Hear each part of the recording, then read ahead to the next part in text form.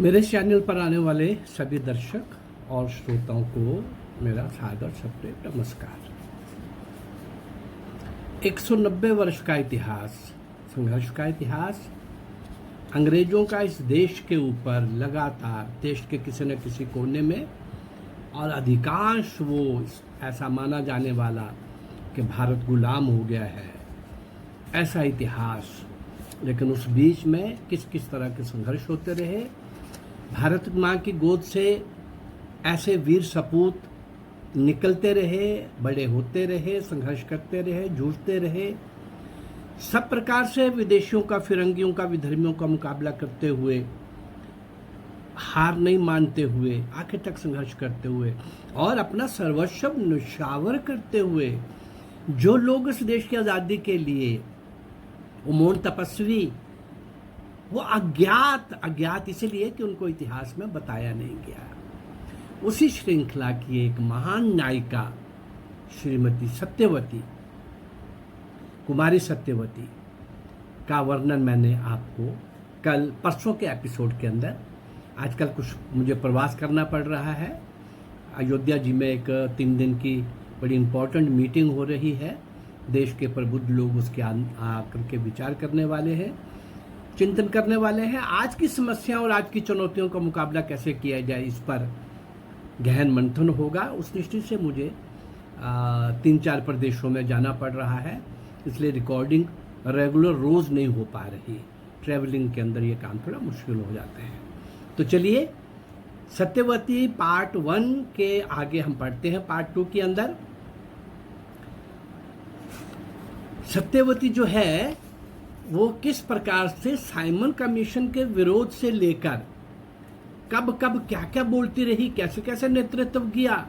कभी बोल रही हैं कचहरी बंद करो, भारत माता की जय, अंग्रेजों की कचहरी को कोई तो अधिकार नहीं है यहाँ पर। और कभी बोल रही हैं आज़ादी की बलिवेदी पर ये तो मात्र एक कुर्बानी है, क्योंकि एक नौजवान की एक प्रोसेशन में गोली से मृत्यु होती है, ये तो एक कुर्बानी है, अभी अनेक होंगी तो हम करेंगे, लेकिन आपको यहाँ नहीं रहने देंगे, आज़ादी मिलने तक चैन से नहीं बैठेंगे। और कभी क्या बोल रही हैं, यदि मातृभूमि की स्वतंत्रता की मांग करना बुरा आचरण है, उनको कहा गया था बुरे इस आचरण को आप बदलो और ये जुर्माना दो। ना जुर्माना दिया, ना आचरण बदलने के लिए क्या बोला, अगर ये बुरा आचरण है भारत माँ की स्वतंत्रता की मांग करना, तो ये बुरा आचरण मैं बार बार करूंगी, ये मैं बार बार करूंगी। इस प्रकार की दहाड़ती हुई, कहती हुई, आगे बढ़ती हुई ये महान नायिका सत्यवती कई प्रकार की निषेधाज्ञों का उल्लंघन करती हुई पंजाब प्रवेश जिस भी प्रकार से गुपचुप तरीके से इन्होंने किया, इनको फिर से ऑर्डर हो गया कि 18 घंटे के अंदर पंजाब छोड़ दो।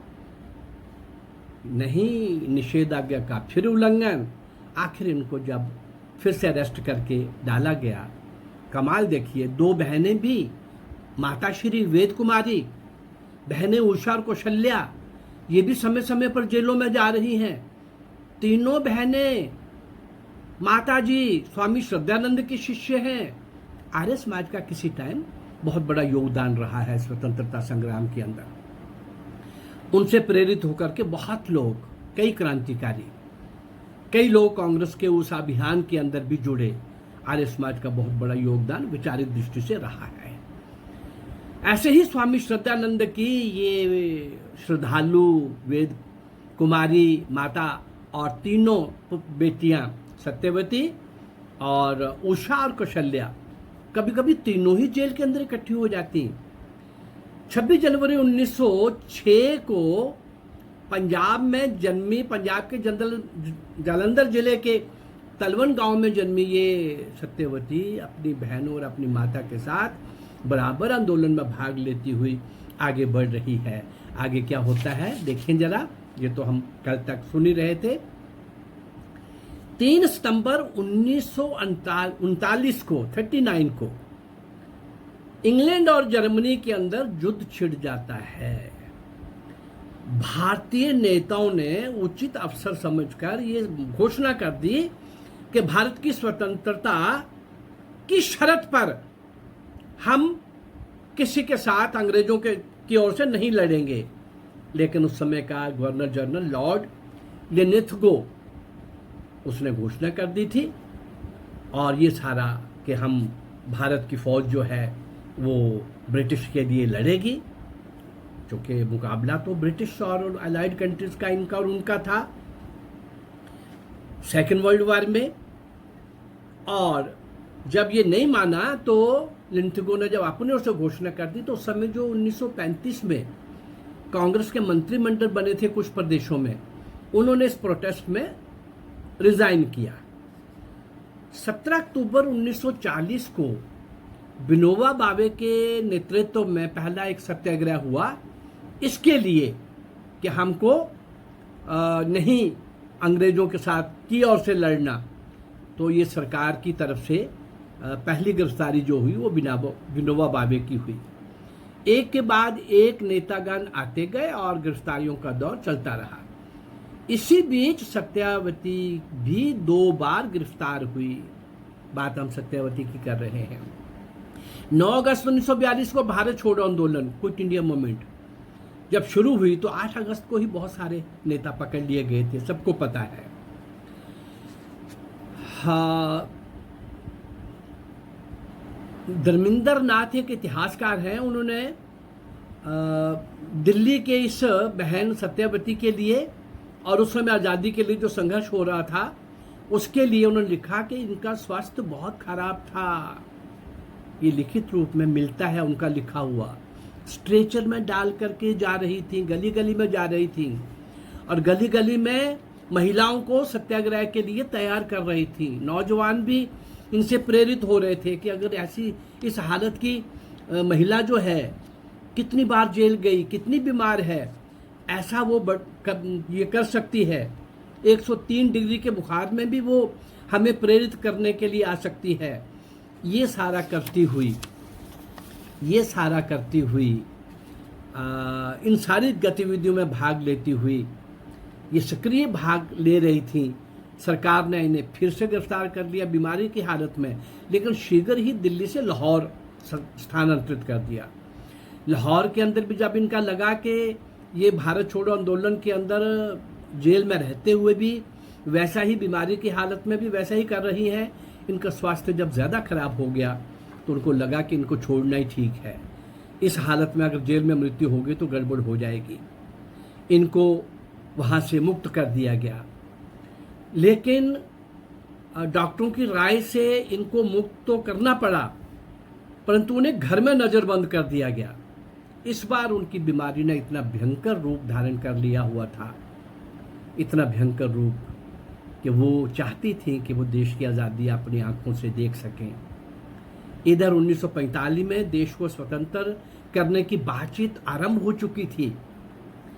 ये बहुत चाहती थी कि किसी तरह देश को स्वतंत्र होते देखकर ही अंतिम सांस लूं, लेकिन ईश्वर को ये मंजूर नहीं था। स्वतंत्रता संग्राम की नैया को मंजिल के निकट पहुंचाकर स्वयं स्वतंत्रता से पूर्व ही 21 अक्टूबर 1945 को 45 को पंचतत्व में लीन हो गई। सत्यवती दोनों बहनों के साथ, अपनी माता के साथ लंबा संघर्ष करती हुई, क्रांतिकारियों के साथ हमेशा चलती हुई, आंदोलनों में भाग लेती हुई, जन जागरण करती हुई, और क्रांतिकारियों के साथ हमेशा जो क्रांतिकारियों के जो विचार थे उनके साथ रहती हुई, उनके साथ चलती हुई और आगे बढ़ती हुई, निरंतर संघर्ष करती हुई, बार बार जेल जाती हुई, ऐसी महान आत्मा को हम कभी इतिहास के अंदर पढ़ाएंगे? ऐसे इन सब लोगों को जिन्होंने देश की आज़ादी के लिए सर्वस्व निछावर कर दिया, उस महायज्ञ में आहूत हो गए, आखिरी श्वास तक लड़ते रहे, जूझते रहे, संघर्ष करते रहे, और हम उनको नहीं जानते। उनको जाना जाए इस तरह का एक प्रयास मैं कर रहा हूँ, उन सबको ढूंढ ढूंढ के आपके सामने लाने का। 190 वर्ष का ये इतिहास अंग्रेज़ों का, इसमें 10, 15, 20 क्रांतिकारी अभी और मैं आपके सामने लाने वाला हूँ जिनको कोई नहीं जानता। लगभग 250 क्रांतिकारी मैं आपको ऐसे दे चुका हूँ इन वीडियोस के अंदर जिनको कोई नहीं जानता।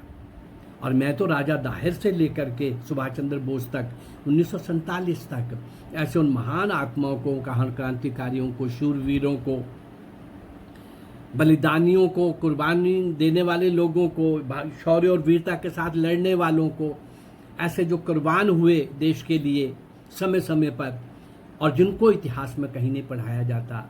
इतिहास इन कम्युनिस्टों का लिखा हुआ, इन काले अंग्रेजों का दिशाहीन, संस्कारहीन जो कारनामा आज़ादी के टाइम में भी जो था और आज़ादी के बाद में भी कांग्रेस ने जितना नुकसान किया है, नेहरू ने जितना नुकसान किया है, पूरी कांग्रेस अभी भी जिस गर्त में जा रही है, अभी भी वो पाकिस्तान और चीन के साथ खड़े होने में उनको शर्म नहीं आती है। अभी भी जो जिन विषयों को लेकर के रात को 9 बजे जिस बेशर्मी से वो बोलते हैं, उनको शर्म भी नहीं है। ऐसी सूरत के अंदर देश की रक्षा करने के लिए राष्ट्रवादी लोगों का संगठित होना, सौभाग्य से आज जो केंद्र में सरकार है वो इन मामलों के अंदर काफ़ी सतर्क है और सारी दुनिया के अंदर भारत का स्थान बहुत ऊंचा लेके जाने में वो सफल हो रही है। वो लोग लगे हुए हैं, पर ऐसे राष्ट्रवादी सरकार के पीछे राष्ट्रवादी लोगों को ईमानदारी से खड़ा भी होना पड़ेगा।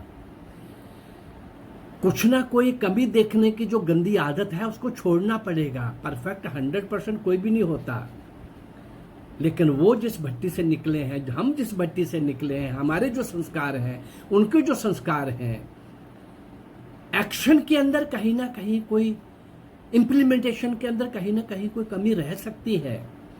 लेकिन समाज जागरूक हो, अगर ये भी गलती करे तो इनको भी कान से पकड़ने की हिम्मत समाज के अंदर होनी चाहिए। समाज जागना बहुत ज़रूरी है। जिस समाज के ऊपर सबसे बड़ा संकट है उसका जागना तो और भी ज़्यादा ज़रूरी है। तो इतनी ही प्रार्थना करते हुए कि ये महान आत्माएं जिनको हम समय समय पर याद कर रहे हैं, आज सत्यवती का पार्ट 2 देने के बाद मैं फिर प्रवास में निकलने वाला हूँ, लेकिन लगातार आपके साथ जुड़ा रहूँगा। ऐसी महान आत्माओं को आपके सामने लाता रहूँगा, उनको हम श्रद्धांजलि देते रहेंगे। अगर मेरा ये प्रयास आपको अच्छा लग रहा है तो मेरे इस चैनल को लाइक करिए, सब्सक्राइब करिए और इसको शेयर करिए। नमस्कार, जय भारत, धन्यवाद।